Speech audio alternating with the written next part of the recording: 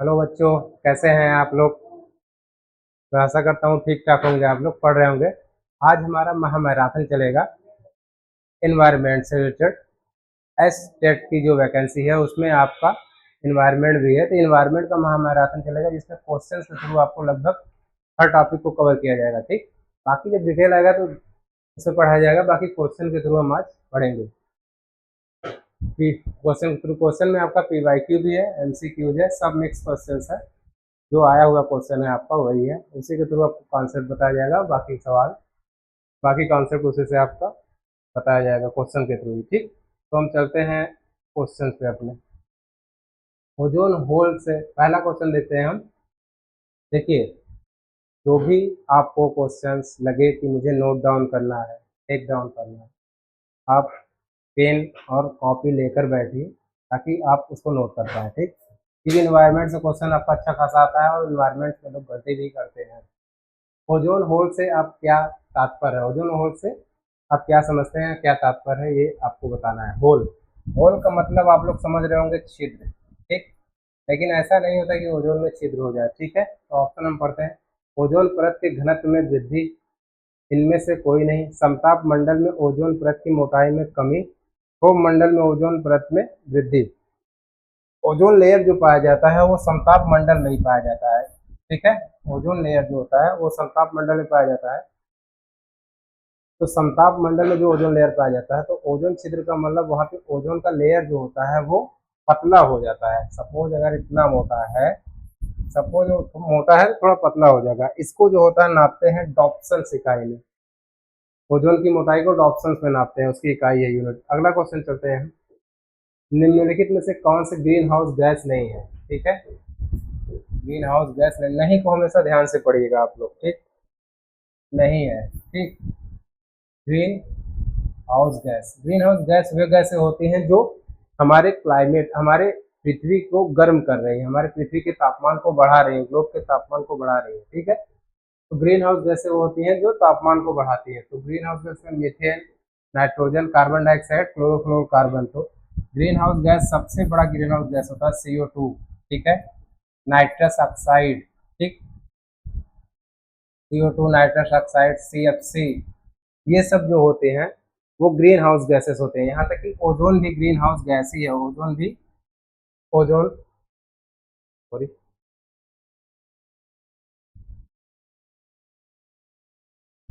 CH4 methane, ये भी green house gas ही है। ठीक है, तो इनमें से हम देखते हैं कौन सा ग्रीन हाउस गैस नहीं है। Methane, nitrogen, carbon dioxide, chlorofluorocarbon, इसी को हम CFC कहते हैं। ठीक है, क्लोरोफ्लोरोकार्बन फुल फॉर्म है।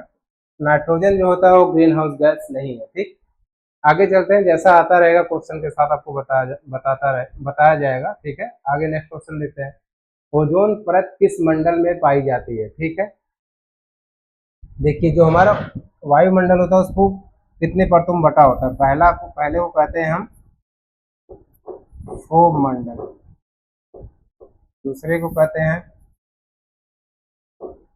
समताप मंडल, मध्य मंडल,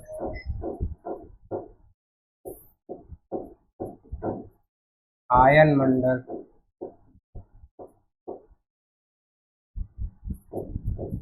वायुमंडल। ठीक है, ये जो होता है वायुमंडल की परतें होती हैं। तो ओजोन जो पाया जाता है वो समताप मंडल के पास पाया जाता है। ठीक है, ओजोन क्या पूछ रहा है, ओजोन परत किस मंडल में पाई जाती है।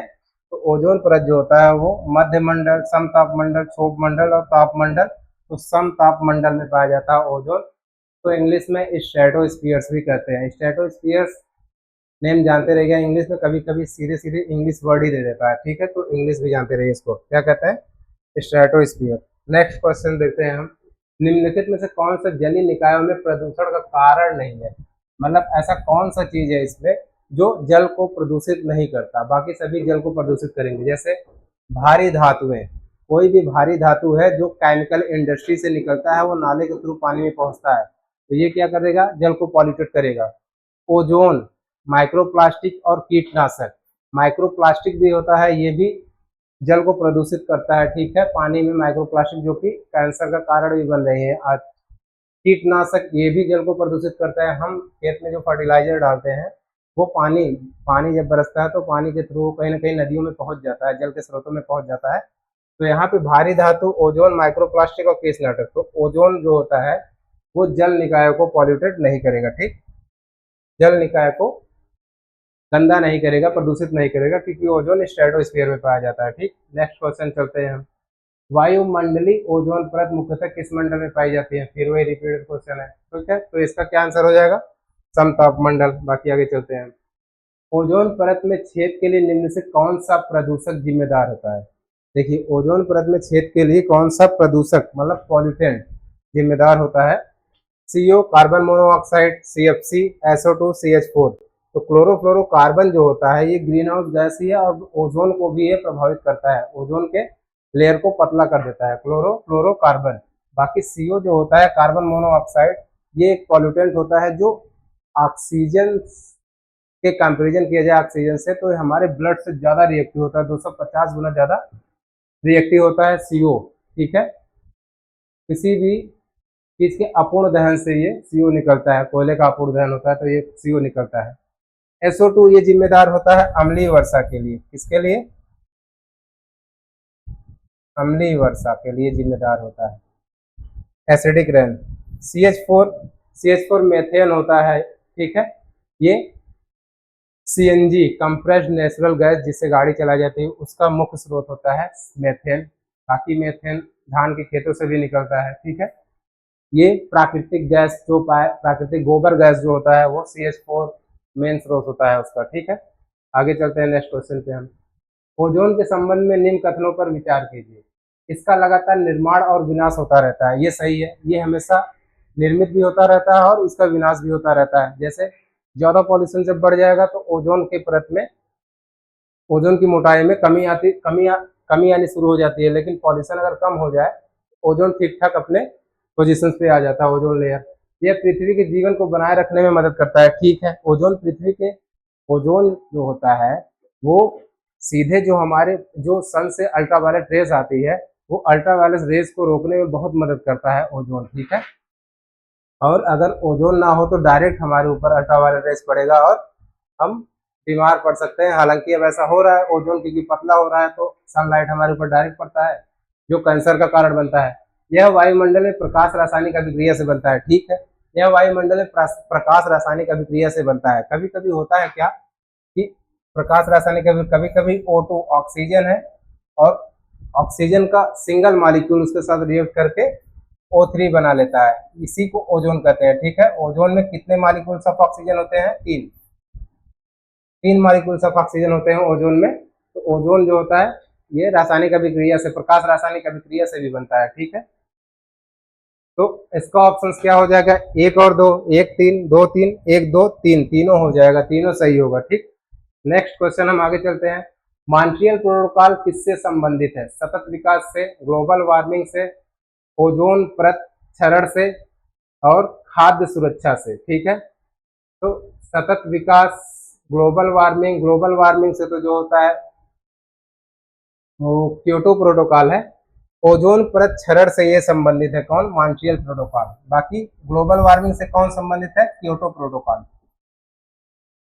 क्योटो प्रोटोकॉल किससे संबंधित है? ग्लोबल वार्मिंग से, CO2 से। ओजोन से कौन संबंधित है? मॉन्ट्रियल प्रोटोकॉल, मॉन्ट्रियल प्रोटोकॉल, ठीक है। जो क्योटो प्रोटोकॉल था ये 1997 में आता है, जबकि क्योटो प्रोटोकॉल 1987 में आता है, ठीक है। ये ध्यान दीजिएगा, ईयर भी ध्यान दीजिएगा, साल भी पूछ सकता है, वर्ष भी आपसे। नेक्स्ट क्वेश्चन देखते हैं हम। निम्न में से कौन सा युग्म गलत सुमेलित है? ठीक है। रेनेलिंग जो होता है चीज, genetic engineering plasmid, golden rice vitamin है। ओजोन लेयर जो होता है ट्रोपोस्फियर, नहीं, ओजोन लेयर जो होता है स्ट्रेटोस्फियर में पाया जाता है। कहाँ पे? स्ट्रेटोस्फियर। मैंने कहा आप थोड़ा सा इंग्लिश भी जानते रहिएगा, ठीक है। तो देखिए स्ट्रेटोस्फियर डायरेक्ट ट्रोपोस्फियर दे दिया, ट्रोपोस्फियर क्षोभ मंडल को कहते हैं, जबकि ओजोन लेयर कहाँ पाया जाता है? स्ट्रेटोस्फियर, समताप मंडल में पाया जाता है। बाकी जेनेटिक इंजीनियरिंग का जितना भी काम होता है वो प्लाज्मिड्स से होता है। गोल्डन राइस में विटामिन ई पाई जाती है और रिनेलिंग चीज में होता है, चीज मीन्स होता है पनीर या चीज, पनीर ही कह सकते हैं आप। आगे चलते हैं आप। ग्लोबल वार्मिंग का प्रमुख कारण क्या है? ग्रीन हाउस गैस में वृद्धि, ऑक्सीजन में वृद्धि, वर्षा में वृद्धि, समुद्री लवणता में कमी। ठीक है, तो ग्रीन हाउस गैस का प्रमुख कारण जो होता है, ग्रीन हाउस गैस में वृद्धि, global warming. Green house gas कौन कौन से हैं? CO2 है, N2O, नाइट्रस ऑक्साइड, इसको लॉफिंग गैस भी कहते हैं। ठीक है, तो लॉफिंग गैस भी कहते हैं। एनेस्थेसिया में यूज होता है ये हल्का फुल्का। फिर उसके बाद CFC भी है। ठीक है, तो ऐसे ही ग्लोबल वार्मिंग गैस है। ठीक, मेथेन भी है यहाँ पे, CH4, ये भी हमारे ग्लोब को गर्म करने में सहायक होता है CH4। देखिए, जो नेचुरल एक्टिविटीज होती है उसके थ्रू जो CH4 CO2 निकलता है, उससे उतना ज़्यादा प्रभाव नहीं पड़ता जितना हम आज आर्टिफिशियल रूप में फैलाते हैं। जैसे हम ज़्यादा से ज़्यादा तेज़ी से विकास करना चाहते हैं तो ठीक है, पेड़ पौधों को तेज़ी से काटेंगे। गाड़ी मोटर ज़्यादा से ज़्यादा लोग लेना चाहते हैं, उसको CO2 निकलता है, CO निकलता है। ठीक है, तो कहीं ना कहीं हमारा विकास जो होता है वो ग्लोबल वार्मिंग को प्रभावित बहुत ज़्यादा कर रहा है। ठीक, हम सिस्टमैटिक ढंग से, बिना सिस्टमैटिक ढंग से ही विकास कर रहे हैं, सिस्टम नहीं है सही से, तो इसलिए ग्लोबल वार्मिंग गैस बढ़ रहा है। ठीक, आगे चलते हैं। अम्लीय वर्षा के लिए प्रमुख रूप से कौन सी गैस जिम्मेदार होती है? अम्लीय वर्षा। ठीक है, अम्लीय वर्षा के लिए कौन सी गैस जिम्मेदार होती है? ऑक्सीजन, सल्फर डाइऑक्साइड, हाइड्रोजन और हीलियम। तो सल्फर डाइऑक्साइड मैंने बताया, सल्फर डाइऑक्साइड को SO2 कहते हैं। ये जो होता है अम्लीय वर्षा के लिए जिम्मेदार होता है। ठीक, नेक्स्ट क्वेश्चन चलते हैं हम। मिनी माता रोग किस धातु के कारण होता है? मिनी माता, देखिए इसको क्या, मिनी माता रोग। मिनी माता रोग ऑप्शन देखते हैं, सीसा, मरकरी, कैडमियम और आर्सेनिक। तो मिनी माता रोग जो होता है वो पारा से होता है। पारा को इंग्लिश में क्या कहते हैं? मरकरी। M से मरकरी, M से मिनी माता। ठीक है, कैडमियम से जो होता है आपका इटाई इटाई रोग होता है। कौन सा रोग होता है? इटाई इटाई रोग होता है। ठीक, बाकी आर्सेनिक से, आर्सेनिक के जमाव से, खूब आर्सेनिक के जमाव से नर्वस सिस्टम से रिलेटेड रोग होता है। ठीक है, नेक्स्ट आगे हम चलते हैं। भोपाल गैस ट्रेजेडी में कौन सा गैस मुख्य रूप से जिम्मेदार था? ठीक, methyl isocyanate, methane, ammonia, sulphur dioxide. तो हम ऑप्शन से देखते हैं, SO2 किसके लिए जिम्मेदार होता है? अम्लीय वर्षा के लिए। ठीक है, मीथेन क्या है? ग्लोबल गैस है, क्या है? ग्लोबल वार्मिंग गैस है।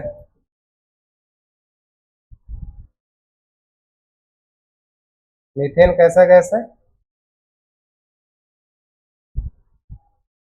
ग्लोबल वार्मिंग गैस है।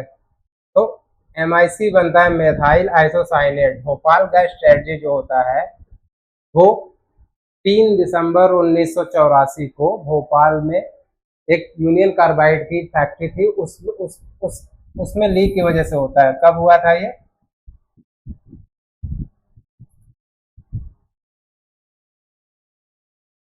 3 दिसंबर 1984। 3 या 4 दिसंबर, 4 रात हो जाता है। ठीक है, 3 दिसंबर उसको लिया जाता है। ठीक, मेथाइल आइसोसाइनेट गैस लीक हुआ था भोपाल गैस ट्रेजेडी में। ये क्वेश्चन पेटेंट है और लगभग लगभग हर एग्जाम में आ ही जाता है, मेथाइल आइसोसाइनेट का। ठीक, जैव विविधता का सर्वाधिक समृद्ध क्षेत्र कौन सा होता है? जैव विविधता का मतलब होता है कि जीव जंतु पेड़ पौधों का डेंसिटी और उनकी नंबर, संख्या, ज्यादा से ज्यादा संख्या, विभिन्नता, जंतुओं में विभिन्नता, ये बायोडाइवर्सिटी कहलाती है। बायोडाइवर्सिटी का मतलब क्या? ढेर सारे जीव जंतु और पेड़ पौधों की ढेर सारी वैरायटीज, यही जैव विविधता कहलाती है एक जगह। तो जैव विविधता सबसे ज्यादा वहीं पे होता है जहाँ पे सबसे ज्यादा टेम्परेचर होता है और सबसे ज्यादा पानी बरसता है। ठीक है, तो जैव विविधता सबसे ज्यादा, अगर आप ग्लोब देखेंगे तो सबसे ज्यादा जैव विविधता इसी इसी कंडीशन में पाई जाती है, 23.5 डिग्री नॉर्थ जिसको कर्क रेखा कहते हैं 23.5 डिग्री, साउथ जिसको मकर रेखा कहते हैं 0 डिग्री। तो मतलब 23.5 डिग्री नॉर्थ और साउथ के बीच में बायोडाइवर्सिटी सबसे ज्यादा पाई जाती है। ठीक है, यहाँ पे जीव जंतु की संख्या ज्यादा पाई जाएंगी, जीव जंतुओं में डाइवर्सिटी मतलब विभिन्नताएं रहेंगी, कई जीव जंतु रहेंगे, कई पेड़ पौधे रहेंगे। ठीक है, डेंसिटी भी ठीक ठाक पाई जाएगी। और इस क्षेत्र को ही क्या कहा जाता है, उष्ण कटिबंधीय क्षेत्र। इस रीजन को क्या कहा जाता है, उष्ण कटिबंध क्षेत्र। ठीक है, इसी रीजन में सबसे ज्यादा बायोडाइवर्सिटी पाया जाता है। तो क्या ऑप्शन दिया, ध्रुवीय क्षेत्र, उष्ण कटिबंधीय वर्षावन, मरुस्थल और टुंड्रावन। तो सबसे ज्यादा बायोडाइवर्सिटी उष्ण कटिबंधीय वर्षावन में पाया जाता है। कभी कभी उष्ण कटिबंधीय वर्षावन ना देके आपको कोरल रीफ दे देगा, तो कोरल रीफ में भी बायोडाइवर्सिटी ठीक ठाक पाई जाती है। ठीक, अगर दोनों देगा और उसका ऑप्शन तीसरा ए और बी ऐसे देगा तो ए और बी मार दीजिएगा आप। आगे चलते हैं नेक्स्ट क्वेश्चन पे हम। खाद्य श्रृंखला में प्रथम प्रथम पोषी स्तर किसका होता है। ठीक है, खाद्य श्रृंखला क्या होती है, देखिए एक होता है उत्पादक। उत्पादक क्या होता है, जो अपना भोजन स्वयं बनाए, किससे, सनलाइट से। सनलाइट, सन से लाइट लिया ये, ठीक है, SUN सन है ये, इससे लाइट मिला इसको। और ये उत्पादक मतलब होता है पेड़ पौधे। ठीक, पेड़ पौधे अपना भोजन बनाएंगे स्वयं सनलाइट को लेके। अब इन पेड़ पौधों को कौन खाएगा, उपभोक्ता। जो डायरेक्ट इनको खाएगा उसको कहते हैं प्राइमरी उपभोक्ता। ठीक है, जो इनको खाएगा उनको कहते हैं सेकेंडरी उपभोक्ता। ठीक है, जो इनको खाएगा, इनको भी खाएगा प्राइमरी उपभोक्ता को, और सेकेंडरी उपभोक्ता को उसको क्या कहते हैं, टर्सरी उपभोक्ता। ठीक है, टर्सरी उपभोक्ता। तो खाद्य श्रृंखला देखिए एक श्रृंखला में चल रही है। पहले प्लांट ने अपना भोजन बनाया, प्लांट को किसने खाया, प्राइमरी उपभोक्ता ने खाया। प्राइमरी उपभोक्ता किसने खाया, सेकेंडरी उपभोक्ता ने खाया। सेकेंडरी उपभोक्ता को किसने खाया, सेकेंडरी और प्राइमरी उपभोक्ता को टर्सरी उपभोक्ता ने खाया। ठीक है, और मानव इन सभी को खाता है, उत्पादक को भी खाता है, उपभोक्ता भी खाता है, उपभोक्ता को भी खाता है। ठीक है, तो यहाँ पे पूछ रहा है क्या, प्रथम पोषी स्तर। तो प्रथम पोषी स्तर कौन होता है, उत्पादक। प्रथम पोषी स्तर, पोषी मतलब पोषण स्तर। ठीक है, प्रथम पोषी स्तर। प्राथमिक उपभोक्ता को द्वितीयक पोषी स्तर कहा जाता है, द्वितीयक पोषी स्तर। सेकेंडरी उपभोक्ता को तृतीयक पोषक स्तर कहा जाता है, तृतीयक पोषक स्तर। और टर्सरी उपभोक्ता को चतुर्थ पोषी स्तर कहा जाता है। तो प्राथमिक पोषी स्तर कौन है, उत्पादक, क्योंकि उत्पादन ही खाना, उत्पादक ही उत्पादन कर रहा है, खाना बना रहा है अपना, जिसके वजह से श्रृंखला चल रही है। ठीक है, श्रृंखला चल रही है। तो प्राथमिक उपभोक्ता कौन सा हो जाएगा, ये जो उत्पादक को खाता है, मतलब ये शाकाहारी जीव हो जाएंगे। द्वितीय उपभोक्ता कौन होगा, जो प्राथमिक उपभोक्ता को खाता है, वो द्वितीय उपभोक्ता होता है, तो ये मांसाहारी हो जाएगा। उत्पादक, तो प्रथम प्रथम पोषी स्तर किसका हो जाएगा, उत्पादक का हो जाएगा। द्वितीय प्राथमिक उपभोक्ता, तृतीय सेकेंडरी उपभोक्ता, और चतुर्थ थर्ड उपभोक्ता जो रहता है। आगे चलते हैं हम।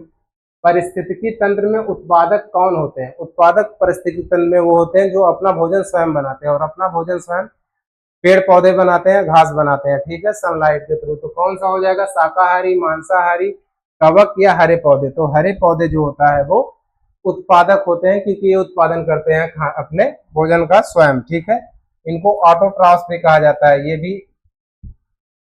ये भी आप लोग थोड़ा ध्यान दीजिएगा इंग्लिश का भी, क्योंकि इन्वायरमेंट ऐसा टॉपिक है जिसमें आपका सीधे सीधे ऑटोट्रॉफ्स।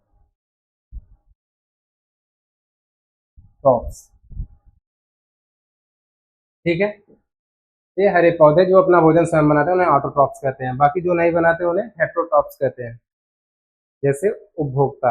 आगे चलते हैं। निम्न में से कौन सा अपघटक है, अपघटक वो होता है जो लास्ट में पेड़ पौधों के सड़ जाने या गिर जाने के बाद उसको डिकम्पोज कर दे, या किसी भी जीव जंतु को लास्ट में उसके मर जाने के बाद उसे डिकम्पोज कर दे, पूरी तरह मिट्टी में मिला दे, वो अपघटक कहलाते हैं। और इन्वायरमेंट के लिए अपघटक बहुत जरूरी चीज होते हैं। ठीक है, इन्वायरमेंट को साफ सुथरा करने का काम करते हैं ये अपमार्जक का काम करते हैं। अपमार्जक का मतलब आप समझ सकते हैं, जैसे साबुन या डिटर्जेंट आपके कपड़े को साफ करता है, जस्ट वैसे अपघटक जो होता है वो इन्वायरमेंट को साफ करते हैं। तो अपघटक इन्वायरमेंट के लिए बहुत इंपॉर्टेंट चीज होता है, ठीक। घास, हिरन, कवक या शेर। तो कवक जो होता है इसमें अपघटक का काम करता है, ये सड़े गले पदार्थों को मिट्टी में एकदम सड़ा गला के मिला देता है, ठीक है, मरे हुए पदार्थों, मरे हुए जीव जंतुओं को। आगे चलते हैं, जैव आवर्धन किससे संबंधित है। देखिए जैव आवर्धन को क्या कहते हैं, ये क्वेश्चन आता भी है। बायो मैग्निफिसेंस, बायोमैग्निफिक बायोमैग्निफिकेशन कहते हैं इसको।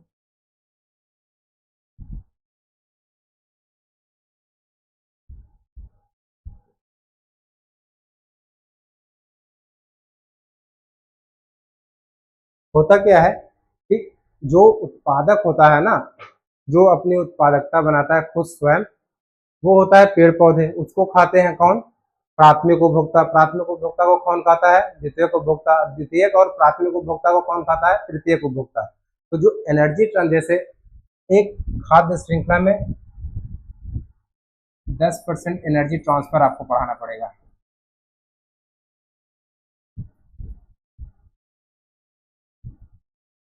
जैसे ये उत्पादक हो गया, ठीक है, ये प्राइमरी उपभोक्ता हो गया, इसी में मैं मैग्निफिकेंस में समझाऊंगा मैं। और 10% सेकेंडरी उपभोक्ता हो गया, और ये है टर्सरी उपभोक्ता। ये है सनलाइट। सन की एनर्जी से उत्पादक ने अपने भोजन को बनाया, मान लीजिए 1000 यूनिट। जो 10% ला होता है वो माना जाता है कि जो 100% कोई भी जीव जंतु, कोई भी उत्पादक जो अपना 100% भोजन बनाता है, वो 90% अपने बायोलॉजिकल एक्टिविटी के लिए यूज करता है। बायोलॉजिकल एक्टिविटी मतलब जैसे हम खाना खाते हैं तो सांस भी लेते हैं, सांस लेते हैं, एक्सक्रीशन करते हैं, ठीक है। बाकी दौड़ते घूमते खाते एनर्जी में लॉस करते हैं, बाकी 10% स्टोर करते हैं। जब जो 10% स्टोर करता है प्लांट ना, उसका 10% ट्रांसफर किसमें हो जाता है, प्राथमिक उपभोक्ता में। जो पेड़ पौधों को खाएगा उसमें 10% चला जाएगा। तो 1000 का 10% कितना हो जाएगा, 100 यूनिट। 100 यूनिट इसमें गया, फिर इसका 10% किसमें जाएगा, सेकेंडरी उपभोक्ता में। तो इसका 100 का 10% कितना हो जाएगा, 10 यूनिट, ठीक है।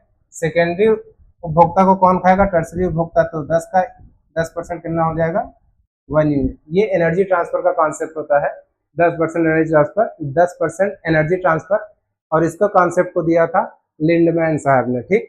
अब इसी में हम पढ़ते हैं बायोमैग्निफिसेंस। बायोमैग्निफिसेंस जस्ट इसका उल्टा हो जाता है, ठीक है। जैसे ठीक इसका उल्टा हो जाता है। जैसे अगर यहाँ 1000 यूनिट मान लो, बायोमैग्निफिकेंस का मतलब होता है जो भी जीव जंतु या प्लांट ज्यादा बायो फर्टिलाइजर्स का यूज हम जो कर रहे हैं, केमिकल्स का यूज कर रहे हैं, वो केमिकल्स को सक कर लेते हैं उत्पादक, ठीक है। जैसे इसने 1000 यूनिट सक किया, ठीक है, तो यहाँ पे आके कितना बन जाएगा, बायोमैग्निफिकेंस के बारे में बता रहा हूँ, तो यहाँ पे कितना आके हो जाएगा। इसको थोड़ा सा इरेज करते हैं, इरेज करते हैं तब आपको बताते हैं, ठीक है। जैसे अब मैं बता रहा हूँ क्या आपको,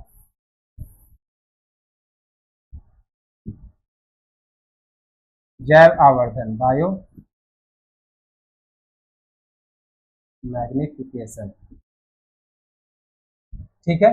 तो इसने जितना एनर्जी बनाया, ठीक है, जैसे मान लीजिए इसने 10 यूनिट एनर्जी बनाया, इसको इसने 10 यूनिट तक किया क्या, फर्टिलाइजर्स को यूज किया। फिर यहाँ पे आके ये बढ़ जाएगा, मान लीजिए यहाँ पे 11 हो जाएगा, यहाँ पे कितना हो जाएगा, 12 हो जाएगा, यहाँ पे कितना हो जाएगा, 13 हो जाएगा। कुल मिला के जो होता है, जो जैव आवर्धन होता है, वो टर्सरी उपभोक्ता तक जाते जाते बढ़ जाता है उसकी मात्रा। और सबसे ज्यादा ये कौन कौन प्रभावित होता है उससे, मांसाहारी जीव जो टॉप लेवल पे होता है, टर्सरी उपभोक्ता, ठीक है। आगे हम चलते हैं नेक्स्ट क्वेश्चन पे। तो इसका ऑप्शन क्या हो जाएगा, विषैले पदार्थों की खाद्य श्रृंखला में बढ़ती सांद्रता है। खाद्य श्रृंखला में बढ़ती सांद्रता किसकी, विषैले पदार्थों की, ठीक है। आगे हम चलते हैं नेक्स्ट क्वेश्चन। बीओडी का संबंध किससे है, बीओडी का फुल फॉर्म होता है बायो केमिकल ऑक्सीजन डिमांड, ठीक है। मतलब ऐसे जीव जब वो ऑक्सीजन की डिमांड को बढ़ा दे तो बीओडी कहलाता है। बीओडी का संबंध किससे है? वायु प्रदूषण से, जल प्रदूषण से, ध्वनि प्रदूषण से और मृदा प्रदूषण से। तो ये होता है जल प्रदूषण से रिलेटेड होता है, ठीक है।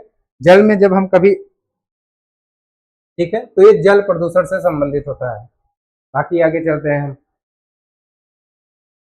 आगे क्वेश्चन चलते हैं। अगला क्वेश्चन, जल में बीओडी का अधिक होना किसका संकेतक है? कम प्रदूषण का, अधिक प्रदूषण का, अधिक ऑक्सीजन का, शुद्ध जल का। जल में जब बीओडी अधिक हो जाएगा तो वो अधिक प्रदूषण को बताता है, ठीक। पॉल्यूशन अधिक हो गया है जल में, ठीक। आगे चलते हैं हम, यूट्रोफिकेशन मुख्यतः किन पोषक तत्वों से होता है? यूट्रोफिकेशन, यूट्रोफिकेशन का अर्थ होता है न्यूट्रिशंस का ज्यादा बढ़ जाना, खाने का ज्यादा बढ़ जाना। जब खाना ज्यादा बढ़ जाएगा तो वहां पे जो जीव जंतु है वो ज्यादा पनप जाएंगे, ठीक है। जब जीव जंतु ज्यादा पनप जाएंगे तो वो नीचे के जल के जो ऑक्सीजन है उसको डिमांड करने लगेंगे, वही वही बीओडी कहलाता है, ठीक है। तो होता क्या है कि जो यूट्रोफिकेशन होता है, जब कभी भी खाद्य पदार्थ की आपूर्ति ज्यादा होने लगती है, ठीक है, ज्यादा होने लगती है। मतलब जैसे किसी भी चीज के प्रोडक्शन के लिए हम जैसे गेहूं की खेती कर रहे हैं तो उसके प्रोडक्शन के लिए हम क्या ज्यादा डालते हैं? बायो फर्टिलाइजर या फर्टिलाइजर डालते हैं, ठीक है। फर्टिलाइजर में क्या क्या आता है? NPK, nitrogen, phosphorus, potassium. ये जहां भी बढ़ेंगे वहां पे उत्पादकता बढ़ने लगती है। तो यही जो पदार्थ है नालियों के थ्रू या खेतों के थ्रू जब किसी भी तालाब या नदी में पहुंचता है तो वहां पे जो होता है घास, एल्गी नामक जीव उगने लगता है तेजी से, और वो नदी के या तालाब के पूरे पानी को घेर लेता है। जब वो नदी के पूरे तालाब पानी को घेर लेता है तो वो उसको जिंदा रहने के लिए उसको अधिक ऑक्सीजन की जरूरत पड़ती है, तो वो ऑक्सीजन का डिमांड करता है। जब वो ऑक्सीजन का डिमांड करेगा तो यही बायोकेमिकल ऑक्सीजन डिमांड कहलाएगा। लेकिन जैसे ही उनकी संख्या बढ़ जाएगी वो यूट्रोफिकेशन कहलाएगी, क्योंकि उनको इनफ खाना वहां पे मिलेगा, ठीक है। तो नाइट्रोजन, फास्फोरस, पोटेशियम होना चाहिए। तो नाइट्रोजन, फास्फोरस, बी कैल्शियम और सोडियम, आयरन और जिंक, पोटेशियम और मैंगनीज। तो नाइट्रोजन और फास्फोरस किसमें? ऑप्शन ए में, तो ऑप्शन ए हो जाएगा इसका, ठीक है। ये सब आपको क्वेश्चन के थ्रू बताया जा रहा है। बाकी आपका डिटेल जब बैच आएगा, जब डिस्क्रिप्टिव बैच आएगा तो उसमें बढ़िया से बताया जाएगा, ठीक। बाकी आज मैराथन है तो मैराथन की तरह चलने दीजिए। अगला क्वेश्चन देखिए, ध्वनि की तीव्रता किस इकाई में मापी जाती है? ध्वनि की तीव्रता hertz, option B decibel, option C newton, option D joule. तो हर्ट्स आवृत्ति का मात्रक होता है, ठीक है। न्यूटन बल का, जूल कार्य का।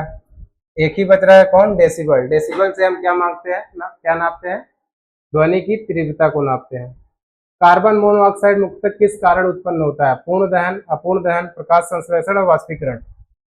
कार्बन मोनोऑक्साइड हमेशा अपूर्ण दहन से उत्पन्न होता है। किसी भी चीज को जब कंप्लीटली जो न जले उससे उत्पन्न होता है ये कार्बन मोनोऑक्साइड, ठीक है, अपूर्ण दहन से। अगला क्वेश्चन चलते हैं, निम्न से कौन सा नवीकरणीय ऊर्जा का स्रोत है? नवीकरणीय ऊर्जा का स्रोत मतलब नवीकरणीय ऊर्जा मतलब रीन्यूएबल एनर्जी, मतलब वो एनर्जी हमेशा बनती रहती है, मतलब ये इस एनर्जी का लॉस नहीं होता, ठीक है। जैसे सन जो होता है सबसे बड़ा स्रोत है, रीन्यूएबल एनर्जी का सबसे बड़ा स्रोत क्या है? सन है, ठीक है। कुल मिला के जो खत्म ना हो, हमेशा बनता रहे, उसका यूज होता रहे। कोयला खत्म हो सकता है, जीवाश्म ईंधन है। पेट्रोलियम जीवाश्म ईंधन है, खत्म हो रहा है, ठीक है। सौर ऊर्जा और प्राकृतिक गैस, प्राकृतिक गैस भी तो एलपीजी कहलाती है, एलपीजी, सीएनजी, ये सब में प्राकृतिक गैस ही होता है, एलपीजी लिक्विफाइड पेट्रोलियम गैस, ठीक है। तो क्या है? सौर ऊर्जा। सौर ऊर्जा जो होता है नवीकरणीय ऊर्जा है। बहुत सी योजनाएं भी इससे चल रही है, ठीक है। छत पे लोग सोलर पैनल लगाते हैं और एनर्जी पैदा करते हैं उससे लाइट के थ्रू में। निम्नलिखित में से कौन सा अनवीकरणीय संसाधन? अनवीकरणीय संसाधन मतलब जो खत्म हो जाए, ठीक है, जो रिन्यूएबल ना हो पाए। पवन, सूर्य का प्रकाश, कोयला और जल। तो यहाँ पे कोयला हो जाएगा, ठीक है। कोयला चूंकि एक बार उसका यूज होगा बाकी वो खत्म हो जाएगा, ठीक। और जीवाश्म ईंधन है, सब मिला के जितने भी जीवाश्म ईंधन है वो जो होता है अनवीकरणीय होंगे, बाकी नवीकरणीय होंगे। जैसे सौर ऊर्जा हो गया, जल ऊर्जा हो गया, ताप ऊर्जा हो गया, ठीक है। ये सब क्या है, नवीकरणीय ऊर्जा के स्रोत हैं। आगे चलते हैं, चिपको आंदोलन किससे संबंधित है? जल संरक्षण से, वन संरक्षण से, मृदा संरक्षण से, वन्य जीव शिकार से। तो ये जो चिपको आंदोलन है वन संरक्षण से संबंधित है और ये उत्तराखंड से संबंधित है, ठीक है। आगे चलते हैं हम, प्रोजेक्ट टाइगर भारत में किस वर्ष शुरू किया गया था? प्रोजेक्ट टाइगर भारत में किस वर्ष शुरू किया गया था? ऑप्शन है 1972, 1973, 1975 और 1980। 1972 में, 1973 में प्रोजेक्ट टाइगर शुरू किया गया था। और वन्य जीव संरक्षण अधिनियम कब शुरू किया गया था? वन्य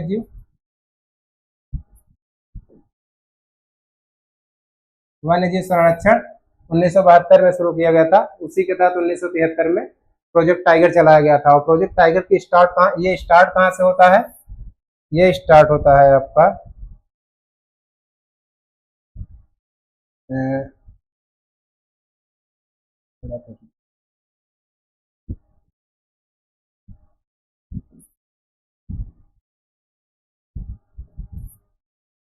जिम कॉर्बेट नेशनल पार्क से। प्रोजेक्ट टाइगर की स्टार्टिंग कहाँ से होती है? Jim Corbett. जिम कॉर्बेट कहाँ पे है? उत्तराखंड में है, ठीक है, इसको ध्यान दीजिएगा।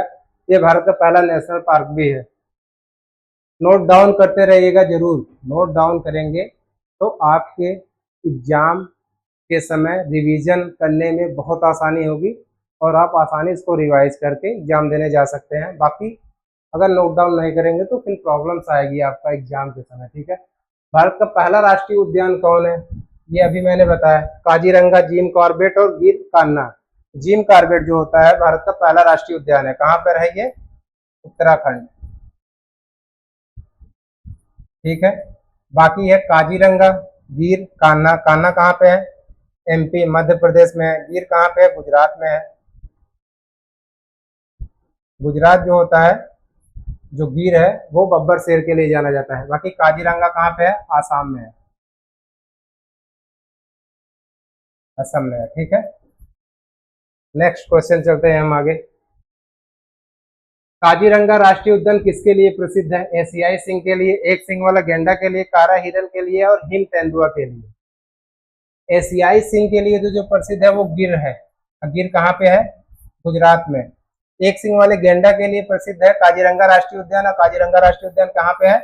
असम में है, ठीक है, आसाम, असम, ठीक। बाकी हिम तेंदुआ हेमिस नेशनल पार्क है, लद्दाख में पड़ता है, वो हिम तेंदुआ के लिए जाना जाता है। आगे चलते हैं, गिर राष्ट्रीय उद्यान किसके लिए प्रसिद्ध है? बाघ के लिए, एशियाई सिंह के लिए, गैंडा के लिए, हाथी के लिए। तो हम ऑप्शन बी एशियाई सिंह के लिए प्रसिद्ध है, इसको जानते हैं हम, क्योंकि लास्ट में पढ़े हमने। सुंदरवन किस प्रकार के वन के लिए प्रसिद्ध है? सुंदरवन देखिए एक ऐसा वन होता है जो सच में सुंदर लगता है देखने में। इसको सुंदरी नाम से भी जाना जाता है, या मैंग्रो, मैंग्रो प्लांट यहाँ पे उतरता है, उसको ही सुंदरी कहा जाता है, ठीक है। सुंदरी प्लांट, मैंग्रो प्लांट। इसका क्वालिटी ये होती है कि ये फ्रेश वाटर में भी रह सकता है और मैराइन वाटर में भी रह सकता है, ठीक है। और स्थल मतलब अगर पानी कम हो गया तो भी रह सकता है, ठीक है। तो शंकुधारी, मैंग्रोव, कांटेदार या सदाबहार पर्वती, तो ये मैंग्रोव वन के लिए फेमस है। मैंग्रोव वन को सुंदरी वन भी कहा जाता है, ठीक है, सुंदरी भी कहा जाता है इसको, इसलिए सुंदर वन पड़ा ही नाम उसका, ठीक। नेक्स्ट आगे चलते हैं हम। रामसर सम्मेलन किससे संबंधित है? रामसर सम्मेलन जो होता है, ऑप्शन देखते हैं, वन, आर्द्र भूमि, मरुस्थल और पर्वत। तो ये आर्द्र भूमि से संबंधित है। दरअसल 2 फरवरी 1971, 2 फरवरी 1972 को रामसर सम्मेलन होता है,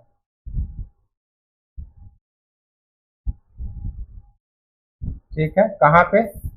ईरान का एक शहर है रामसर, यहीं पर होता है। और नाम यहीं पर होता है, और ये डिसाइड किया जाता है कि जितने भी आर्द्र भूमि है, जो झील है, आर्द्र भूमि का मतलब तालाब है, ठीक है, दलदल है, उसको आर्द्र भूमि की संज्ञा दी जाती है। ये आर्द्र भूमि हमारे इन्वायरमेंट के लिए वैसे ही काम करते हैं जैसे हमारा किडनी क्या होता है? फिल्टर करता है ब्लड को, जस्ट वैसे ही ये पानी को फिल्टर करते हैं और वाटर लेवल को मेंटेन करते हैं, प्लस बायोडाइवर्सिटी के लिए भी अच्छे होते हैं ये, ठीक। तो आर्द्र भूमि इसका बेस्ट एग्जाम्पल है। बाकी भारत जो होता है इसमें 1982 में सम्मिलित होता है। कौन? भारत। भारत कब इसमें सम्मिलित होता है? 1982 में। अब भारत में मैं बता दूं इस समय कितने रामसर स्थल है? 101 रामसर स्थल है, जिसमें से आपका यूपी में कितना है? 13। 101वां रामसर स्थल जो है वो लेटेस्ट है, वो कहाँ पे है? अरुणाचल प्रदेश में। अभी अगस्त में ही बना, अरुणाचल प्रदेश में। अरुणाचल प्रदेश का क्लाद झील करके है, क्लाद झील। ठीक है, अरुणाचल प्रदेश का पहला झील है जो आर्द्र भूमि नॉमिनेट किया गया है जिसको। बाकी यूपी में अपने 13 हो गए। ठीक है, विश्व पर्यावरण दिवस कब मनाया जाता है? 22 अप्रैल, ऑप्शन बी 5 जून, ऑप्शन सी 16 सितंबर, ऑप्शन डी 2 फरवरी। तो जो होता है 22 अप्रैल, 22 अप्रैल को जो होता है वो विश्व पृथ्वी दिवस मनाया जाता है। ठीक, पृथ्वी दिवस। 5 जून को होता है विश्व पर्यावरण दिवस मनाया जाता है। 16 सितंबर को विश्व ओजोन दिवस मनाया जाता है, विश्व ओजोन दिवस। 2 फरवरी को मैंने बताया क्या मनाया जाता है? आर्द्र भूमि दिवस, विश्व आर्द्र भूमि दिवस। आर्द्र भूमि दिवस कब मनाया जाता है? 2 फरवरी को। ठीक है, क्योंकि रामसर कन्वेंशन 2 फरवरी को हुआ था। नेक्स्ट आगे चलते हैं। विश्व आर्द्र भूमि दिवस कब मनाया जाता है? देखिए ऑप्शन आ गया कब? 2 फरवरी, 5 जून, 22 अप्रैल और 16 सितंबर। 2 फरवरी को मनाया जाता है। 5 जून को विश्व पर्यावरण दिवस, 22 अप्रैल को विश्व पृथ्वी दिवस, 16 सितंबर को विश्व ओजोन दिवस मनाया जाता है। आगे चलते हैं। ओजोन दिवस कब मनाया जाता है? 5 जून को क्या मनाया जाता है? ऑप्शन ए 16 सितंबर, 22 अप्रैल और 21 मार्च। तो 16 सितंबर को क्या मनाया जाता है? ओजोन दिवस मनाया जाता है। 5 जून को विश्व पर्यावरण दिवस और 22 अप्रैल को पृथ्वी दिवस मनाया जाता है।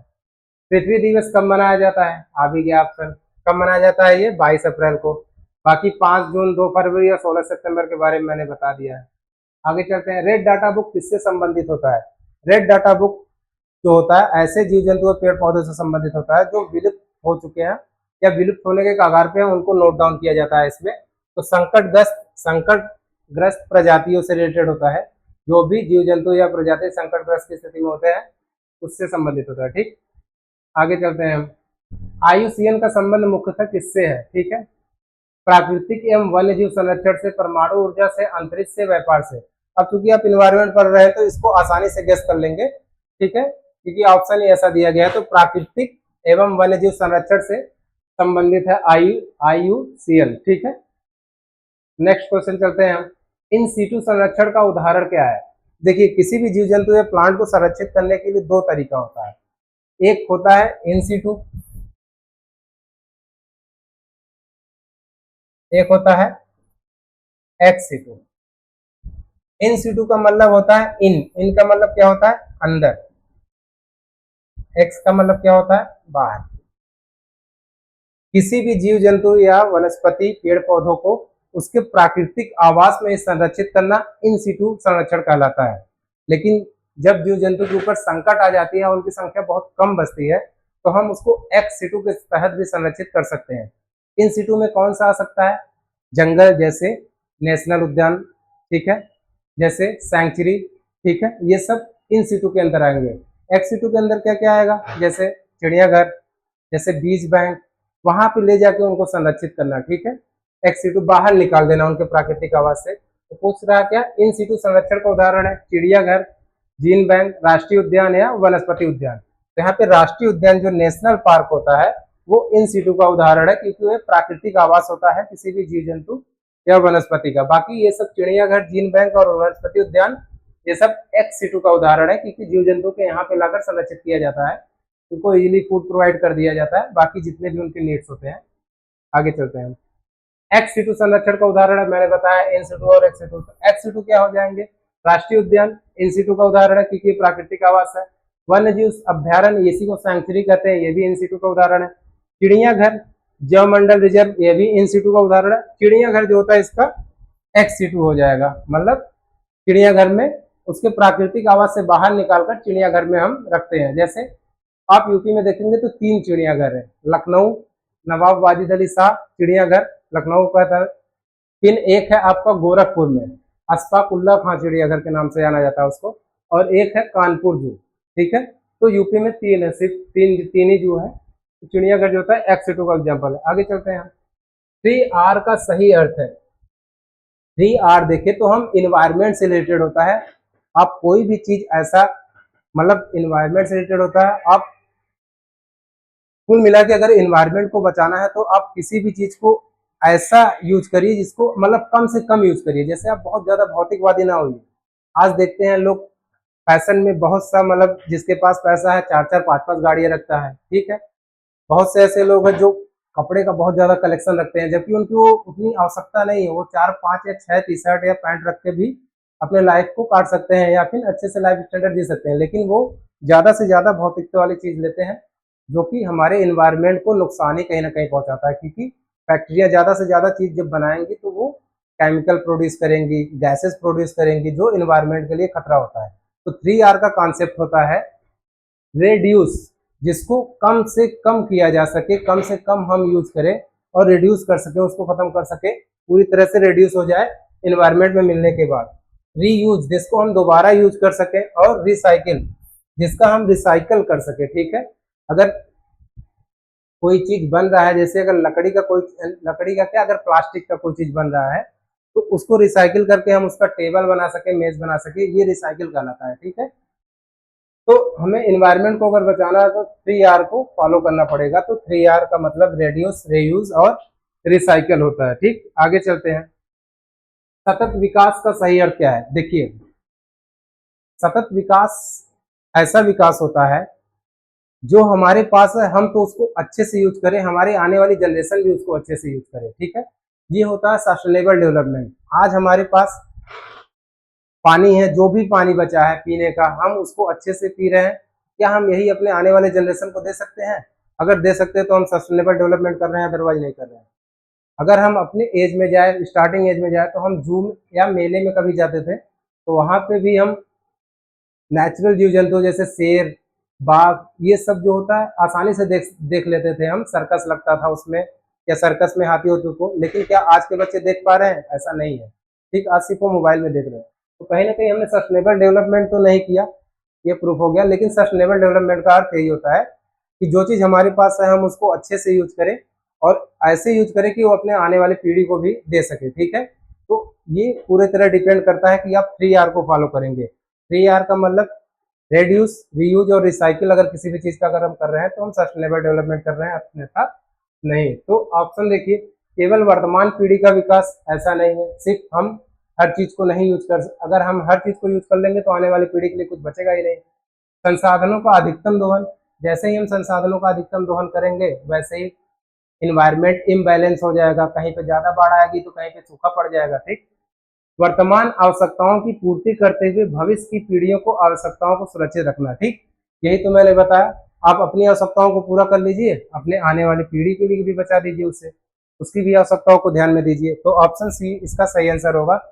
बाकी हम आगे चलते हैं। देखिए, क्वेश्चन आपको ऐसा आ रहा है जिसमें आपको थोड़ा नोट डाउन करने की जरूरत है, तो प्लीज पेन और कॉपी लेके बैठिए और नोट करते रहिए आप अपने एग्जाम में, अगर आपको अपने एग्जाम में सफल होना है तो। बाकी ये आपके ऊपर डिपेंड करता है, और आप करते होंगे, मुझे उम्मीद है। ठीक, आगे चलते हैं। वायु गुणवत्ता मापने के लिए किस सूचकांक का प्रयोग किया जाता है? वायु गुणवत्ता मापने के लिए हम ऑप्शन देखते हैं, BMI, AQI, HDI, GDP। अब इसमें आप अगर थोड़ा सा भी दिमाग लगाएंगे तो फुल फॉर्म देखेंगे तो AQI, air quality index, AQI से क्या नापते हैं हम? वायु गुणवत्ता को नापते हैं। BMI बायोमास इंडेक्स होता है, बायो, इससे हम मोटापा को मापते हैं BMI से। ठीक है, HDI human development index,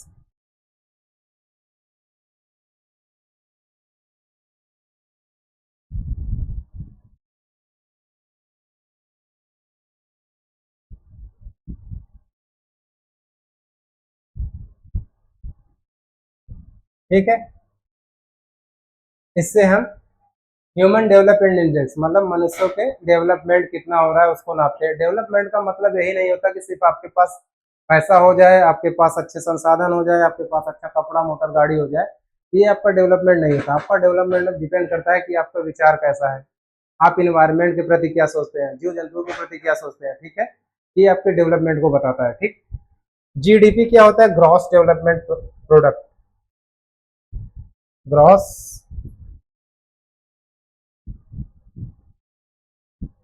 development product, ठीक है। ये किसी भी देश की आर्थिक वृद्धि को नापने के लिए किया जाता है जीडीपी। इकोनॉमी वाले क्लास तक चलेगी, चलता भी है, उसको सर पढ़ाएंगे जीडीपी क्या है। आगे चलते हैं। ओजोन अणु में ऑक्सीजन के कितने परमाणु होते हैं? देखिए, अगर हम किसी भी सिंगल चीज को लिखते हैं तो ये होता है एटम, ठीक है, किसी भी सिंगल सिंबल से दर्शाते हैं। लेकिन अगर हम O2 लिखते हैं तो ये क्या है? मॉलिक्यूल। तो क्या पूछ रहा है? परमाणु पूछ रहा है, O2 परमाणु पूछ रहा है। तो ओजोन में जो होता है O3 होता है। O ऑक्सीजन का 3 मॉलिक्यूल्स होते हैं, O3 को ही ओजोन कहा जाता है। तो कितने परमाणु होंगे? ऑप्शन सी 3, ठीक। और ओजोन जो होता है वो स्ट्रेटोस्फीयर या समताप मंडल में पाया जाता है, जो कि पृथ्वी से आने वाली हानिकारक कीड़ों से हमें बचाता है, ठीक। ओजोन लेयर मोस्ट इंपॉर्टेंट होता है हमारे सुरक्षा के लिए या पृथ्वी के संरक्षण के लिए, आप कह सकते हैं। अगर ओजोन लेयर ना रहे तो पूरा पृथ्वी ही जल जाए। किस स्तर से ऊपर की ध्वनि को सामान्यतः शोर माना जाता है? ठीक, शोर की श्रेणी में रखा जाता है। देखिए, जब भी हम ध्वनि प्रदूषण पढ़ते हैं तो उसकी जो यूनिट जिसमें हम नापते हैं वो डेसिबल में नापते हैं, ठीक है। तो 20 डेसिबल, 40 डेसिबल, 80 डेसिबल या 150 डेसिबल, ठीक है। 80 डेसिबल से ऊपर जैसे ही कोई ध्वनि होती है वो शोर के रूप में जानी जाती है। शोर जो होता है, इसको अगर देखा जाए तो ये बहुत से लोगों को ये समस्याएं नहीं लगती, लेकिन जो शहर में या मेट्रोपॉलिटन सिटी में रहता है, महानगरों में जो रहता है, और उससे आगे पूछिए तब पता चलेगा कि साउंड पॉल्यूशन क्या होता है। गांव वाले इससे बहुत ज़्यादा अवेयर नहीं होते, लेकिन शहर वाले जानते हैं इसकी समस्या, क्योंकि ये कितनी बड़ी समस्या है, ठीक है। आज शहर में ज़्यादातर जो होता है ब्रेन के मरीज पाए जाते हैं, डिस्टर्ब रहते हैं वो, उनके अंदर मतलब सब मिला के प्रॉब्लम्स क्रिएट हो रहा है इससे। तो 80 डेसिबल से ऊपर साउंड है तो वो शोर में आता है। बाकी 20 डेसिबल जो होता है, पत्ती की जो सरसराहट होती है ना, पत्ती की आवाज़ जो होती है जब हवा चलता है हल्का फुल्का, तो 20 डेसिबल का आवाज आता है। सामान्य बातचीत के लिए हम लगभग 60 डेसिबल, 55 से 60 डेसिबल के बीच मान लेते हैं सामान्य बातचीत,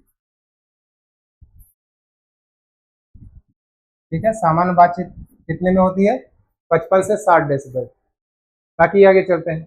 नेक्स्ट क्वेश्चन, ग्रीन अकाउंटिंग में राष्ट्रीय आय की गणना में किसे ध्यान में रखा जाता है? ठीक है, ग्रीन अकाउंटिंग में राष्ट्रीय आय की गणना में किसे ध्यान में रखा जाता है? केवल वन क्षेत्र, केवल कृषि, प्रदूषण, पर्यावरण क्षति, केवल औद्योगिक उत्पादन। ग्रीन अकाउंटिंग में आप प्रदूषण एवं पर्यावरणीय क्षति को रखा जाता है पूरी तरह से। आप एक चीज जान लीजिए, इन्वायरमेंट से कभी भी क्वेश्चन आए, 99% क्वेश्चन में जहाँ पे केवल रहेगा वो नहीं होगा, गलत ही ज्यादातर चांस है होगा, ठीक है। तो केवल वन क्षेत्र को नहीं रखेंगे, केवल कृषि को नहीं रखेंगे, पूरी होलिस्टिक फॉर्म में रखेंगे हम। निम्नलिखित में से कौन सी ग्रीन हाउस गैस प्रभाव में योगदान देती है? कौन सी गैस ग्रीन हाउस प्रभाव में योगदान देती है? ठीक है, ग्रीन हाउस गैसेस मैंने बताया कौन कौन सी होती है। CO2 होती है, N2O होती है, नाइट्रस ऑक्साइड होती है, CFC होती है, CH4 होता है, ठीक है। ये सब ग्रीन हाउस गैसेस है, लेकिन CO2 जो होता है इसमें बहुत मेजर रोल निभाता है, ठीक। तो CO2 को क्या कहते हैं हम? Carbon dioxide. तो कार्बन डाइऑक्साइड जो होता है वो ग्रीन हाउस प्रभाव में बहुत प्रबल रोल निभाता है, ठीक। आगे चलते हैं। मृदा अपरदन रोकने का सबसे प्रभावी उपाय कौन सा है? मृदा के अपरदन को अगर रोकना है तो आप ज्यादा क्या करेंगे कि मृदा अपरदन रुक जाएगा। वनों की कटाई, जैसे ही वनों की कटाई करेंगे मृदा अपरदन बढ़ जाएगा। वृक्षारोपण, अत्यधिक चराई, अगर अत्यधिक चराई भी कर दिए जीव जंतु या पशु के द्वारा किसी घास को पूरी तरह कर लिया गया तो वहां भी मृदा अपरदन पाया जाएगा। खनन ज्यादा करेंगे तो यहाँ भी पाया जाएगा। बस वृक्षारोपण ही ऐसा एक संसाधन है, वृक्षारोपण ही एक ऐसी चीज है जिससे हम मृदा अपरदन को रोक सकते हैं। एक चीज ध्यान दीजिएगा, ह्यूमन, मनुष्य और पौधे डायरेक्टली एक दूसरे के कॉम्प्लीमेंट है, एक दूसरे पे डिपेंड है, ठीक। अगर पौधे जितने भी कम होंगे आपकी समस्याएं उतनी ही ज्यादा बढ़ती जाएगी, इन्वायरमेंट उतना ही ज्यादा गंदा होता जाएगा। तो आपकी लाइफ भी उतनी ही खराब होती जाएगी। बीमारी, एज का कम होना, ये सब डिपेंड करता है आपके इन्वायरमेंट पे कितने पेड़ पौधे हैं। पर्यावरण संरक्षण से अधिनियम भारत में किस वर्ष पारित हुआ? पर्यावरण संरक्षण, देखिए वन्य जीव संरक्षण की बात आएगी तो वो पहले होगी 1972, लेकिन पर्यावरण संरक्षण की बात आएगी तो ये ठीक उससे 14 साल बाद आएगा, 1986 में आएगा। ठीक है, 1972 में कब क्या आएगा? वन्य जीव संरक्षण, वन्य जीव संरक्षण अधिनियम।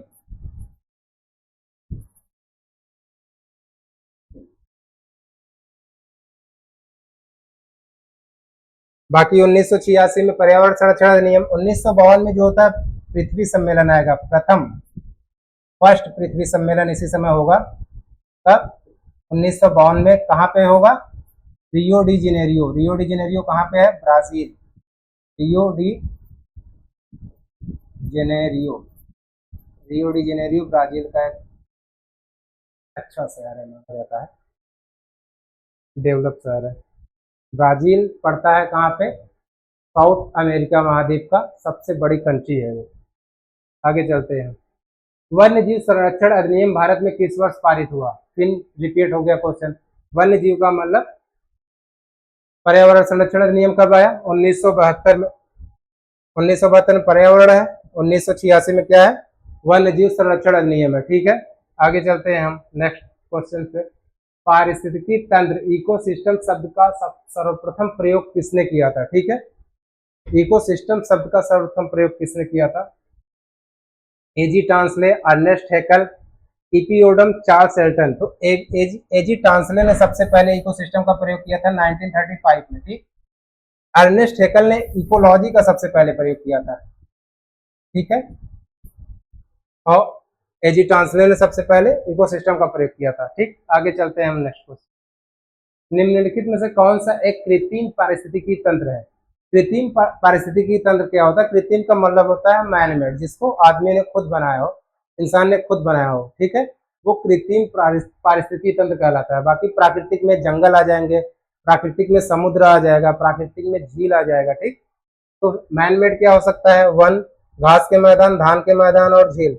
तो धान कौन बोता है? आदमी बोता है। ठीक, तो इसलिए ये प्राकृतिक नहीं बल्कि कृत्रिम पारिस्थितिकी तंत्र है। नेक्स्ट चलते हैं नेक्स्ट क्वेश्चन पे। जैव विविधता दिवस कब मनाया जाता है? ठीक है, जैव विविधता दिवस कब मनाया जाता है? 22 मार्च, 22 अप्रैल, 22 मई और 5 जून। ठीक है, तो 22 मार्च को मैंने बताया क्या मनाया जाता है?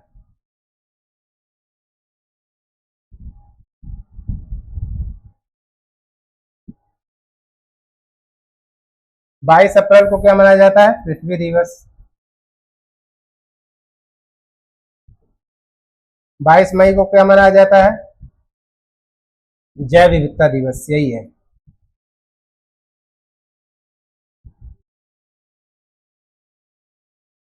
जैव विविधता दिवस कब मनाया जाता है? 22 मई को।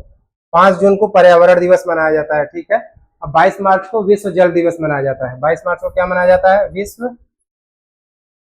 जल दिवस। आप लोग नोट डाउन करते रहिएगा क्योंकि यहीं से आपका क्वेश्चन आता है। मैं बार बार रिपीट कर रहा हूँ, और आपको नहीं विश्वास होगा तो एग्जाम बाद आप देखिएगा अपने। बाकी नेक्स्ट क्वेश्चन हम चलते हैं। पारिस्थितिकी तंत्र में ऊर्जा का मुख्य स्रोत क्या है? पारिस्थितिकी तंत्र, किसी भी इकोसिस्टम के लिए ऊर्जा का मेन स्रोत क्या है?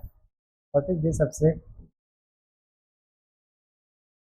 सही एटीपी, सूर्य का प्रकाश, डीएनए और हरी पत्तियां। तो ऑप्शन बी जो होता है, सूर्य का प्रकाश जो होता है वो पृथ्वी पे ऊर्जा का सबसे बड़ा स्रोत है। और पृथ्वी, ठीक है, सूर्य से ही हर चीज को एनर्जी मिलती है, कह ही सकते हैं आप, क्योंकि सूर्य से ही प्लांट अपना भोजन बनाएगा, प्लांट को ही जीव जंतु खाएंगे, इंसान भी खाएगा, इसके बाद आगे ये चलता रहता है। ठीक है, तो पारिस्थितिकी तंत्र में ऊर्जा का मुख्य स्रोत क्या है? सूर्य का प्रकाश। आगे चलते हैं नेक्स्ट। खाद्य श्रृंखला में ऊर्जा का प्रवाह कैसा होता है? एक दिशीय, द्विदिशीय, बहुदिशीय, चक्राकार। तो खाद्य श्रृंखला में जो होता है ऊर्जा का प्रवाह हमेशा एक दिशीय होता है। एक दिशी का मतलब समझ रहे हैं आप? जिससे ऊर्जा लीजिए उसके तक न पहुंचा पाइए। जैसे हम सूर्य से ऊर्जा तो ले लेते हैं, क्या सूर्य को हम ऊर्जा दे पाते हैं? नहीं। यही एक दिशी ऊर्जा का कॉन्सेप्ट होता है। मतलब पौधा अपना भोजन बनाता है, पौधे को जीव जंतु खाते हैं, उस जीव जंतु को अगला जीव जंतु खाएगा, और इंसान पौधों को भी खाएगा, जीव जंतु को भी खाएगा, वो एनर्जी तो टेक कर लिया, डायरेक्टली नहीं इनडायरेक्टली तो वो सूर्य से ही ऊर्जा प्राप्त किया इंसान ने भी। लेकिन क्या इंसान सूर्य को ऊर्जा पहुंचा पा रहा है? नहीं। अगर जैसे ही पहुंचा पाता तो ऊर्जा का एक देसी कॉन्सेप्ट होता है, नहीं तब साइक्लिक हो जाता। आगे चलते हैं। पारिस्थितिकी तंत्र में ऊर्जा के 10% नियम का प्रतिपादन किसने किया, किसने बताया या किसने दिया? ठीक है, तो ये क्वेश्चंस मैं आपको पिछले क्वेश्चंस में बता चुका हूँ इसी क्लास में।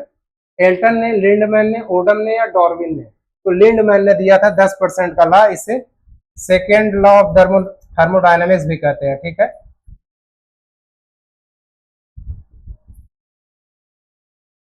आप ये क्वेश्चन जरूर याद रखिएगा। सेकेंड लॉ ऑफ थर्मोडायनेमिक्स, उष्मागतिकी का द्वितीयक नियम या सेकेंड नियम ही 10% ट्रांसफर ऊर्जा का नियम कहलाता है। 10% का नियम ही ये कहलाता है। अगर कभी 10% का नियम न देके सेकेंड लॉ ऑफ थर्मोडायनेमिक्स दिया हो तो आप इसको लगा दीजिएगा, यही आंसर होगा आपका। ठीक, बाकी आगे चलते हैं हम। राष्ट्रीय पर्यावरण अभियांत्रिकी अनुसंधान संस्थान कहाँ है? निरी। ठीक है, नई दिल्ली, नागपुर, नेपाल और देहरादून। तो इसका मुख्यालय जो है आपको नागपुर में मिलेगा। ठीक है, आगे चलते हैं। चिपको आंदोलन के प्रेरणा मुख्य नेता कौन थे? चिपको आंदोलन के मुख्य नेता कौन थे? मेधा पाटकर, एम.एस. स्वामीनाथन, सुंदरलाल बहुगुणा और बाबा आमटे। तो एम.एस. स्वामीनाथन, सुंदरलाल बहुगुणा। तो सुंदरलाल बहुगुणा जो होता है वो चिपको आंदोलन के मेन लीडर थे। ठीक है, गौरी शंकर भी थी यहाँ पे, वो भी लीडर थी चिपको आंदोलन से। बाकी बाबा आमटे जो होता है नर्मदा बचाओ, बाबा आमटे ने सबसे ज्यादा काम जो होता है कुष्ठ रोगों पर किया है। जो कुष्ठ रोग से प्रभावित लोग हैं उनके ऊपर सबसे ज्यादा काम किसने किया? बाबा आमटे ने। तो एम.एस. स्वामीनाथन को जो होता है वो भारत में हरित क्रांति का जनक माना जाता है। किसको? एम.एस. स्वामीनाथन को। ठीक, आगे चलते हैं। नेक्स्ट क्वेश्चन, ग्रीन हाउस प्रभाव के लिए मुख्य रूप से उत्तरदायी गैस कौन है? तीन ग्रीन हाउस प्रभाव आ गया। ग्रीन हाउस प्रभाव में कौन कौन से गैस होंगे? Carbon dioxide, nitrous oxide, CH4 मतलब मेथेन, क्लोरोफ्लोरोकार्बन। क्लोरोफ्लोरोकार्बन ओजोन के लिए भी होता है। ठीक, तो इसमें ग्रीन हाउस कौन सा गैस जिम्मेदार होगी? ऑक्सीजन, नाइट्रोजन, कार्बन डाइऑक्साइड और हाइड्रोजन। कार्बन डाइऑक्साइड सीधे सीधे दिख रहा है आपको। मैक्सिमम ऑप्शन में आपको ग्रीन हाउस गैस पूछेगा तो कार्बन डाइऑक्साइड देता ही है, मैक्सिमम कार्बन डाइऑक्साइड देता है। बाकी फंसाना हो तो और देता है वो। आगे चलते हैं आपके लेकिन एग्जाम के लिए कार्बन डाइऑक्साइड ही देगा। ओजोन परत वायुमंडल की किस परत में मापी जाती है? अब ये क्वेश्चन आ चुका है, ठीक है, लेकिन यहाँ रिपीट हो रहा है तो फिर से देख लीजिए आप। ट्रोपोस्फियर, समताप मंडल, मध्य मंडल और आयन मंडल। इसका इंग्लिश जरूर याद किए रहिएगा क्योंकि कभी कभी हिंदी ना देकर सिर्फ इंग्लिश देता है। ट्रोपोस्फियर, स्ट्रेटोस्फियर, मेसोस्फियर और आयनोस्फियर। तो ओजोन किस लेयर में होता है? स्ट्रेटोस्फियर्स में होता है। ठीक है, अगर स्ट्रेटोस्फियर्स ना दे, कभी कभी अपर लेयर ऑफ ट्रोपोस्फियर देता है, ट्रोपोस्फियर। तो अपर लेयर ऑफ ट्रोपोस्फियर में ही पाया जाता है। बाकी आपके एग्जाम में समताप मंडल देगा। आगे चलते हैं हम। ओजोन परत के क्षरण के लिए मुख्य रूप से कौन सी गैस उत्तरदायी होती है? तीनों ओजोन आ गया, देखते हैं। Carbon monoxide, carbon chlorofluorocarbon, methane, nitrogen dioxide. ठीक है, तो CFC मैंने बताया था कि सबसे ज्यादा खतरनाक होता है ओजोन लेयर के लिए, कि ओजोन लेयर के परत को पतला कर देता है। ठीक है, जिससे अल्ट्रावायलेट रेड सीधे हमारे पृथ्वी पर पड़ती है और जीव जंतुओं या जितने भी जीव जंतु हैं, मनुष्य, सबको लॉस करता है, सबको हानि पहुंचाता है। ठीक है, आगे चलते हैं हम। ओजोन परत की मोटाई मापने की इकाई क्या है? अब ओजोन परत की मोटाई मापने की इकाई मैंने शायद नहीं बताया। डेसिबल किसके लिए होता है? ये ध्वनि के लिए होता है। ध्वनि की तीव्रता को किसमें नापते हैं? डेसिबल में। पास्कल किसके लिए होता है? ये दाब की इकाई को मापने के लिए होता है।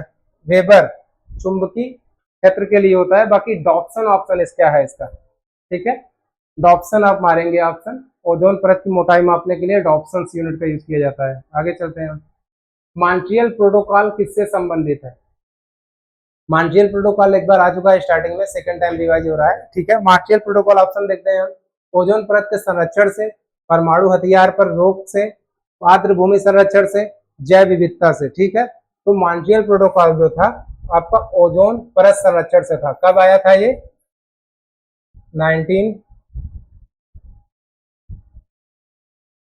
1987। ठीक है, मॉन्ट्रियल कनाडा में एक प्रदेश है, मॉन्ट्रियल कनाडा में स्थित है, वहीं पर हुआ था। ठीक है, आगे चलते हैं।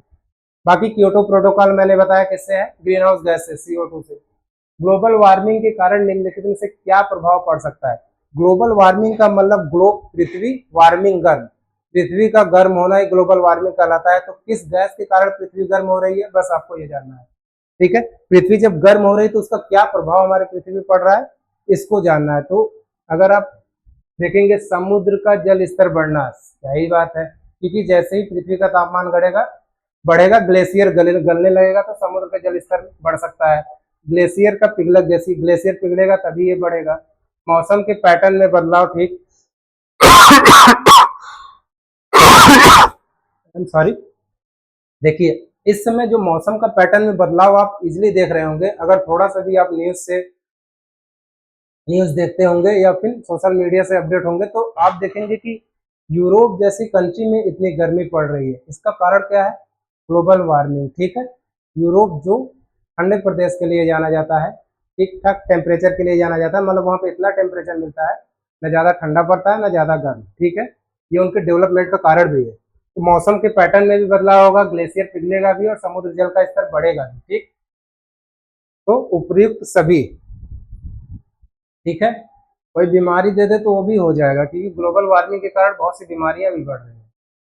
भारत का प्रथम राष्ट्रीय उद्यान, नेशनल पार्क कौन सा है?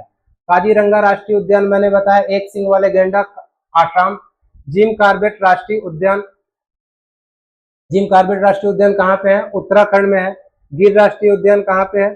गिर राष्ट्रीय उद्यान है गुजरात में, एशियाई शेर के लिए जाना जाता है। कान्हा राष्ट्रीय उद्यान कहाँ पे है? MP में है। ये टाइगर के लिए जाना जाता है, बाकी अन्य जानवरों के लिए। तो जिम कार्बेट राष्ट्रीय उद्यान जो होता है वो भारत का पहला नेशनल पार्क था, ठीक है। नेक्स्ट आगे हम चलते हैं। रेड डेटा बुक किसके द्वारा प्रकाशित किया जाता है? WWF, IUCN, UNEP, UNESCO, UNESCO. तो रेड डाटा बुक जो होता है IUCN के थ्रू प्रकाशित किया जाता है, ठीक है। बाकी आगे चलते हैं हम। विश्व का एकमात्र तैरता हुआ राष्ट्रीय उद्यान केबुल लामजाओ कहाँ स्थित है? असम में है, मणिपुर में है, मेघालय में है या फिर मिजोरम में है? आप लोग बताइएगा आंसर इसका, ठीक है। तो मैं बता रहा हूँ मणिपुर होगा, ठीक है। मणिपुर में एक झील है, क्या नाम है उसका? लोकटक झील। इसी झील पे जो होता है विश्व का एकमात्र तैरता राष्ट्रीय उद्यान है। यहाँ की लाइफ स्टाइल, यहाँ इंसान भी रहते हैं झील में, इस झील में ही रहते हैं, ठीक है। और बाकी हर चीज जो सुविधाएं हमें मिलती है स्कूल कॉलेज हॉस्पिटल, वैसे इस झील में भी है, ठीक। तो लोकटक झील है, लोकटक झील में राष्ट्रीय उद्यान है कौन सा? केबुल लामजाओ, ठीक। वो मणिपुर में पड़ता है, लोकटक झील में, ठीक। आगे चलते हैं। बायोकेमिकल ऑक्सीजन डिमांड, BOD परीक्षण किस प्रदूषण को मापने के लिए किया जाता है? बायोकेमिकल ऑक्सीजन डिमांड मैंने बताया कि जो बायो लाइफ होगा वो किसका डिमांड करने लगेगा? ऑक्सीजन का। किसमें? पानी में। जब पानी में हम फर्टिलाइजर्स की संख्या ज्यादा, फर्टिलाइजर्स की मात्रा ज्यादा हो जाती है तो जीव जंतु पनप जाते हैं, जैसे एल्गी का पनप जाना। जब एल्गी पनप जाएगा तो वो वाटर के ऑक्सीजन को लेगा, तो अगर वाटर के ऑक्सीजन में कमी आएगी तो ज्यादा से ज्यादा ऑक्सीजन लेने की मांग करेगा, ठीक है। क्योंकि वाटर में जीव जंतु भी होते हैं, मछलियां होती है, वो भी ऑक्सीजन मांग करती हैं, ऑक्सीजन का। तो वो तो मांग कर ही रही है, एक्स्ट्रा ये चीज आ गया क्या? एल्गी, ये भी मांग करने लगा। तो पानी में ऑक्सीजन की कमी हो जाती है, और पानी में ऑक्सीजन की कमी जैसे ही होती है वाटर पॉल्यूटेड हो जाता है और उसके जीव जंतु मरने लगते हैं, ठीक है। तो इसमें क्या हो सकता है? जल प्रदूषण से संबंधित है, ठीक। आगे चलते हैं हम। भारत में प्रोजेक्ट टाइगर की शुरुआत किस वर्ष की गई? भारत में प्रोजेक्ट टाइगर की शुरुआत किस वर्ष की गई? 1970, B 1973, C 1980, D 1992। तो 1973 में प्रोजेक्ट टाइगर की शुरुआत की गई थी। पहला विश्व शिखर सम्मेलन, जिसको पृथ्वी सम्मेलन के भी नाम से जाना जाता है, 1992 में किया गया था। कहाँ पे? रियो डी जेनेरियो, ब्राजील का एक शहर है, ठीक। आगे चलते हैं हम। नेक्स्ट इसको बताया हूं मैं। जैव विविधता का हॉट स्पॉट कहलाने के लिए भारत में कौन सा क्षेत्र प्रसिद्ध है? वैसे तो भारत में देखा तो 4 क्षेत्र को जैव विविधता के हॉट स्पॉट के रूप में जाना जाता है, बट इस समय हम ऑप्शन के थ्रू देखते हैं। अरावली पहाड़ियां, पश्चिमी घाट, पूर्वी घाट और थार मरुस्थल, ठीक है। तो यहाँ पे आपका हो जाएगा पश्चिमी घाट।